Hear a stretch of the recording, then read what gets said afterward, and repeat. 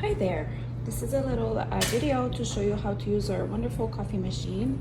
So first you have your water tank that you need to fill by the top with purified water, spring water. Never, never, never use tap water in Mexico.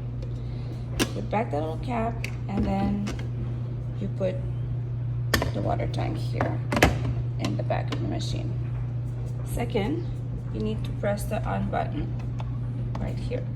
Now the machine might need a few minutes to warm up. Put your cup underneath, pull out this little door here, and then you put your capsule. You always have the indication on the pod how many bars you need on the machine, and this is digital, and I will show you how to do it. So you put your pod in this little container here, little door, you put back here, and this is a shot of espresso for my cappuccino, so I need 2 bars.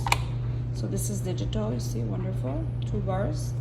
And on the top of the machine, you can choose either cold coffee or hot. In this case, I want hot. So just press here, and ta-da!